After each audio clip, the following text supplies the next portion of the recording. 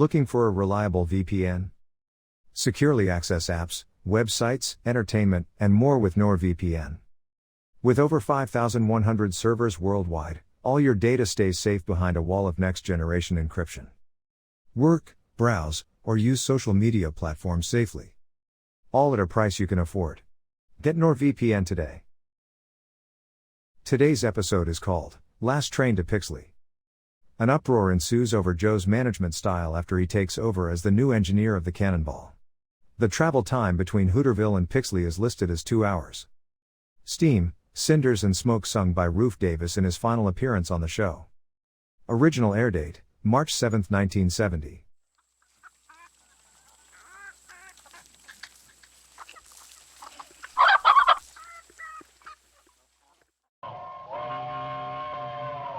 Come ride the little train that is rolling down the tracks to the junction. Forget about your cares, it is time to relax at the junction. Lots of curves, you bet, and even more when you get to the junction. Petticoat Junction. There's a little hotel called the Shady Rest at the junction. Petticoat Junction. It is run by Joe. Come and be his guest at the junction. Petticoat Junction. Here's our lady MD. She's as pretty as can be at the junction. Petticoat Junction.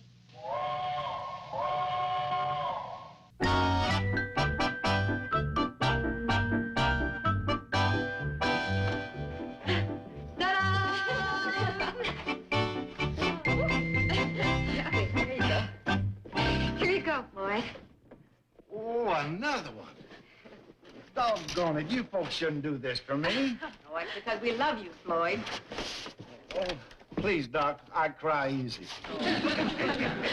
From Billy, Bobby, and Betty Joe. Oh, it's not every day that a guy retires, Floyd. With a pension yet. Oh, looky here. Oh, she's a beauty. Thanks a million, girls. You're welcome. Hey, how about breaking it in with steam, cinders, and smoke? Oh, Yeah. please. Good idea. Come on, Floyd. Okay. Everybody clear the track. Pension plan for a railroad man is a mighty fine thing, they say. But after 20 years, there's a few sad tears when they say today's the day. So you fish a little bit, you hunt a little bit, tend a little garden plot. There's a lump in your throat when you hang up your coat, and the memory's all you've got of a life of steam, cinders, and smoke. Steam, cinders, and smoke. It's a long, long track, but I'm glad I'm back to steam, cinders, and smoke. Folks, I hate to put a damper on this swell party we're having, but we got ourselves a problem. What's that, Sam? Well, with Floyd retiring, who are we going to get to run the Cannonball? Hey, that's right. I never thought of that. The only one that knows how is Betty Joe. Well, that doesn't exactly fit in with your plans right now. Not while I'm raising Kathy Joe. Oh, I don't know why that should slow you up. You can heat her bottle in the firebox and hang her diapers over the boiler. Sam, this could be a real problem. Yeah, you're darn tootin' it could. Well, there's one thing this valley can't do without, and that's the Cannonball. Well, it's vital to my work. I know that. Well, who are we going to get? Beats me. Now, before you guys completely panic, will you allow me to say something? Sure, go ahead. We've got somebody to run the Cannonball. We have? Who's that? Me. Oh, come on, Joe, be serious. I am serious. I'm going to run the Cannonball. Boy, this will bring back walking. Being an engineer on a train, even the Cannonball takes some experience. You're forgetting I ran a Cannonball 2 years ago during the emergency when Floyd was sick. Yeah, and every time you ran it, it was an emergency. Weren't you the one that ran it into the Pixley station? So I ran 8 feet past the end of the line. Dick. But if Uncle Joe doesn't run the Cannonball, who else can we get? Yeah, we're stuck. Thanks for the vote of confidence. I didn't mean it that way, Floyd. I know the way you meant it, and I'll show you. I'm going to run the Cannonball the way it should be run. Well, Joe, that's not a very nice thing to say in front of Floyd. You did a great job, Floyd. Thanks. Yes, you've given us many years of wonderful service. By the way, Floyd, how many years did you have to run the Cannonball before you got your pension? 35. Gonna be a pretty tight fit, Joe.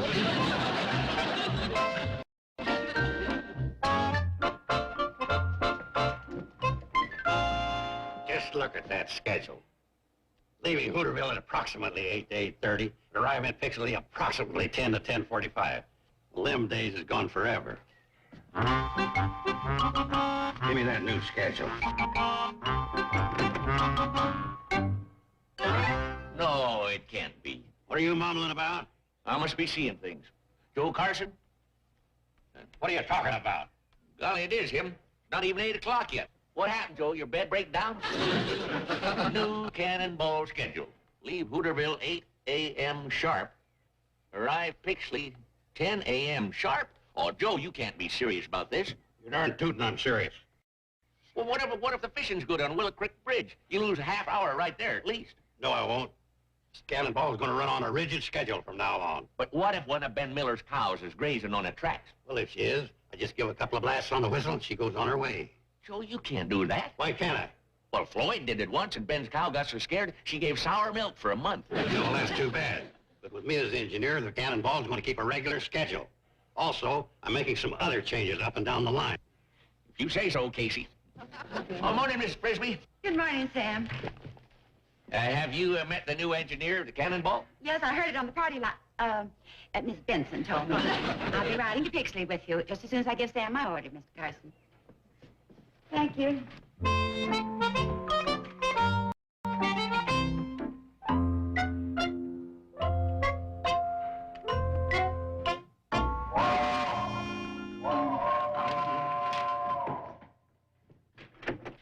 I'll be with you in a minute, Mr. Carson. Now then, where was I? 6 bars of soap. Oh, yes. Well, how are your apples today? Right there. Oh, they look pretty. You know, Orville was awfully disappointed in the apples I got from you the last time. Well, I don't think you can go wrong with these. But they look beautiful. Nice and juicy. It's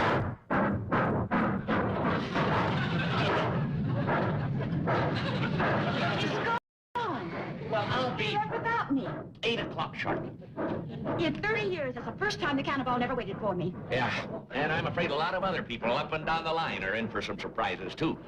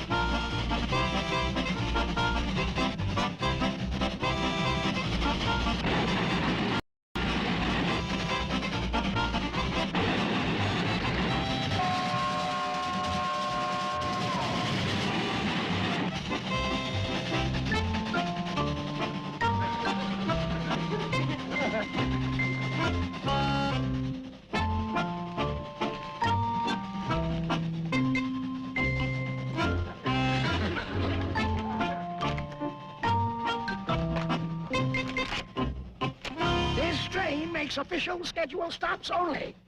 Signed, J. Carson, engineer and trainmaster.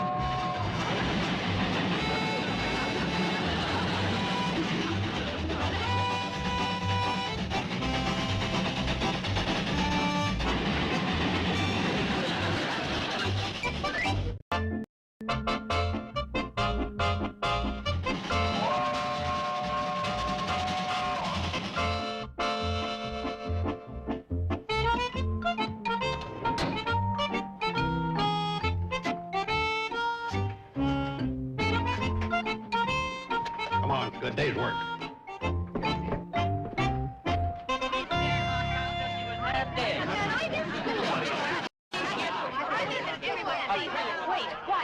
quiet now, please. Do you have a solution for all this? Yes, of course we do. We? You and I. Well, what is it? You tell them. Oh, thanks. Well, the way we're going to solve this is to, have a talk with Joe. Oh, there's that. Everybody, please. I'm sorry, but we do have a guest to consider. We do? Yes, Mr. Billingham. He checked in late this afternoon and said he wanted to get some rest, though I doubt if he's getting any. Well, I'm sorry, Billy Joe, but this is a matter that affects the whole valley. It does. You know, I had to close down my store this afternoon just to take Mrs. Frisbee home when Joe ran off and left her. And there's no telling how many customers I missed while I was gone. Yeah. How about me? That darn whistle scared my cow so badly that she came up half a pail short. I'm in school. Imagine the cannonball not stopping for someone. That's never happened in my whole life. No, never happened to anybody. Joe, what's going on? That's something.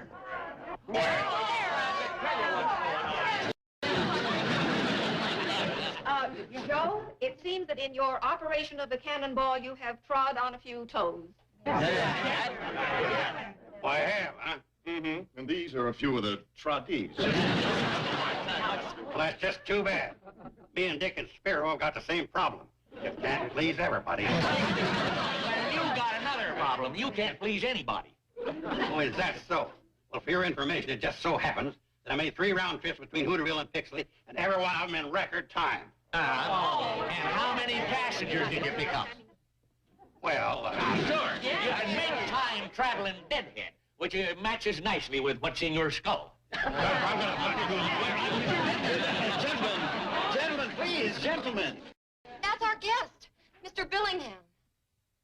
Mister, I hope you got something important to say because you're interrupting a good fight. There's nothing to fight about. Or at least there won't be after I'm through here. Why? What are you doing here? I'm here to dispose of the cannonball. Mister, if that's a joke, it's not a very good one. Oh, it's no joke. You see, I represent the C&FW.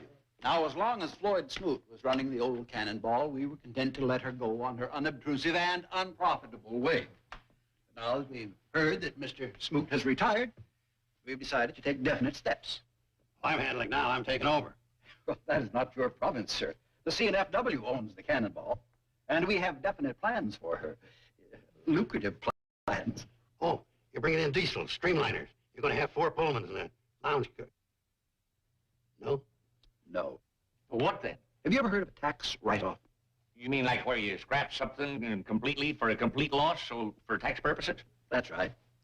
And believe me, this one is a beaut. Oh, now, wait a minute. Does the C&FW know what this train means to this community? Don't they have any heart? Don't they like people? Oh, yes, they like people, but they love tax write-offs. So forget your battles, folks. There's really nothing to fight about.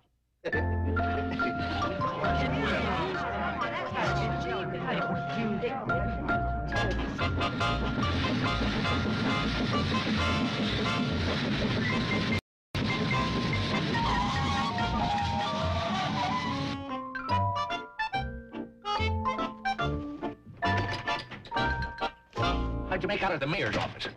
No good. He went through all these files and couldn't come up with a thing pertaining to our agreement with the C&FW. Well, I'm not doing any better here. I sent Bobby Joe over at the courthouse to see what she could dig up over there. Good. Hey, Joe, you know, just as sure as I'm standing here, I remember seeing the document that spelled out our rights. I recall seeing it too, but what happened to it beats me. Well, if we don't find it, we're dead as far as the cannonball's concerned. Find out anything over at the courthouse, Bobby Joe? I'll say I did. Good girl. Guess what? What? What? Selma Platt's been married 3 different times. Bobby Joe. The first one was named Clifford, then Bernard, then Julius. Bobby Joe, I didn't send you over there to look up Selma's past history. And what about the C&FW? The what? The railroad. Oh, well, that was pretty dull compared to Selma Platt. Yeah, I'll buy that, but did you find the document we were looking for? No. You didn't see any paper that looked like an agreement between the railroad and the people of the valley? No, nothing like that. Well, if you folks will excuse me, I gotta go set up the saddest headline I ever put out. What about Sam? Cannonball makes last trip tomorrow.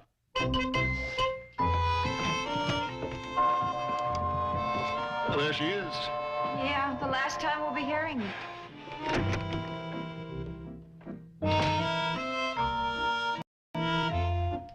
You're coming with us, aren't you, Janet? For the last ride on the Cannonball? I wouldn't miss it for the world. Hello, cutie. It's rather a shame to think that the Cannonball won't be part of your young life.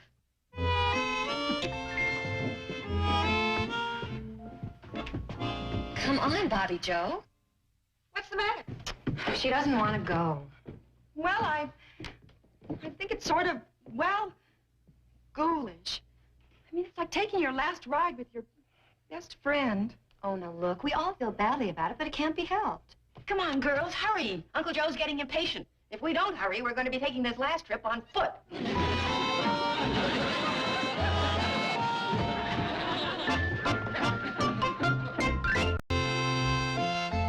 Get going, we're late.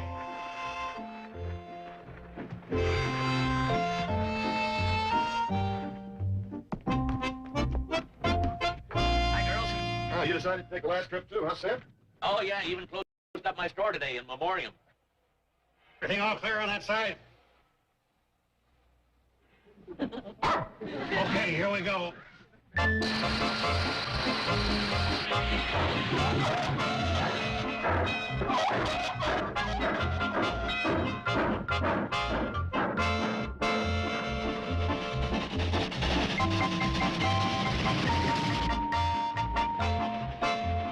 Oh, there's Zipple's Hog Pond.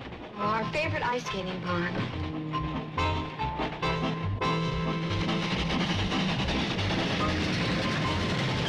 It's old Nude Kylie's barn. Oh, the Roadhouse, Kathy Joe?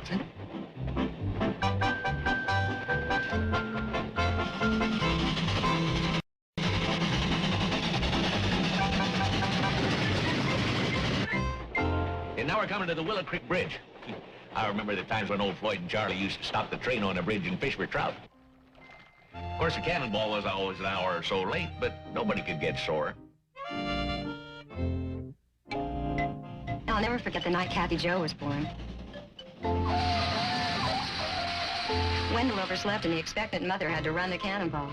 And on the way to the hospital, we stopped and picked up practically everybody in the valley, including the Douglases. Oh, okay. But this will be the first time I ever rode with a pregnant engineer. And I know we'll never forget the Cannonball during the holidays. Every year we'd string lights on the Cannonball and we'd ride up and down the valley singing Christmas carols. Jingle bells, jingle bells, jingle all the way. Oh, what fun it is to ride in a one-horse open sleigh. I think all those wonderful memories are going to be just wonderful memories.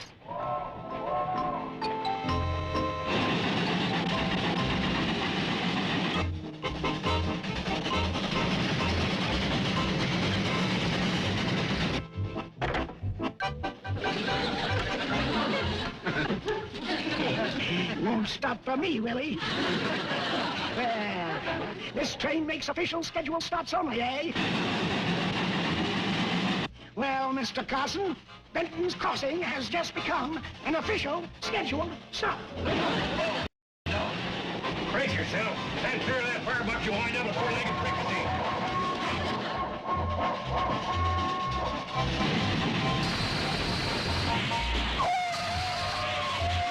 Brace yourself, everybody.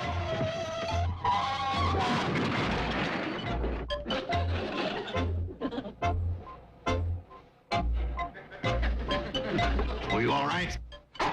Good. Come on to me, I'll let you take a bite out of old man Bennett. What did you do, Joe? Make this an official scheduled stop? Look, Tom Farmer, I'm going to make an official stop out of your nose. Joe! Joe, look!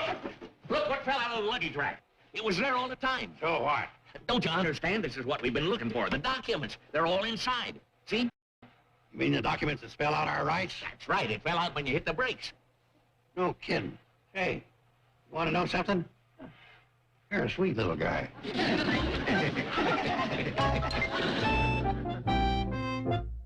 So you see, Mr. Bellingham, this one's a plain and simple agreement between the people of the Hooterville Valley and the CNFW Railroad. And it promises that the CNFW will provide good and faithful service to the residents of the valley for the term of this agreement. May I see that, please? This thing's over 75 years old. Does that make it worse? Let's see. In consideration for $1 per year to each property owner along the track for a right-of-way, the CNFW agrees to provide for the term of this contract and so on and so on and so on. Ah, yeah, here we are. Look here. Either party may terminate this agreement upon notifying the other in writing. Let me take a pen, if you please. I am so notifying you now. Oh, thank you. May I see that a moment? Of course. Thank you. Why, Joe, I didn't know you were getting $1 a year for the right-of-way. I don't. Oh, those things are never paid. It's just a legal formality. Oh, that's not what it says here. That's right, Buster. So cough up. But I tell you, what's the use of arguing? How much can it come to at the most? 75 years? $75 if that's what it takes to make you happy? Yeah. No, You won't? not quite. There's a little matter of 6% interest compounded annually.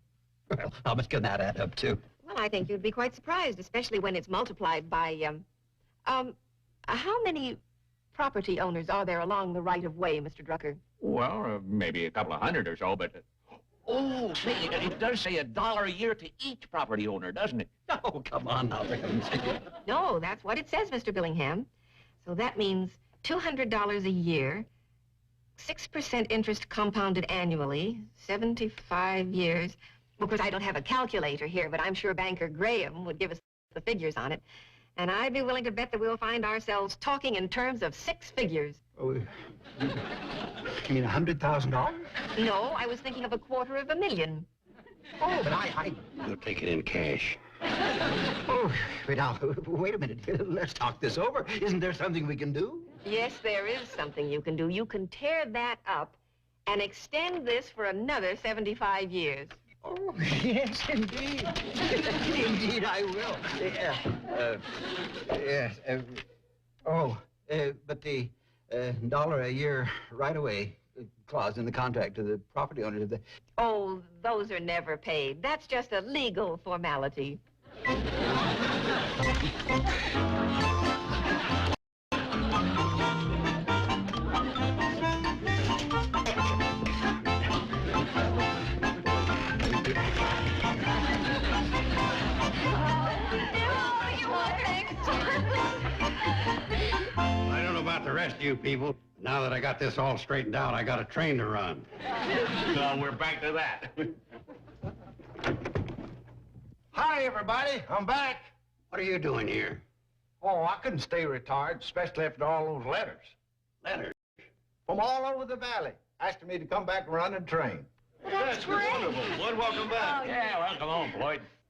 Okay, welcome back. I gotta pick up the stuff down in the cab. Poor Joe. Why? He was the first one to write.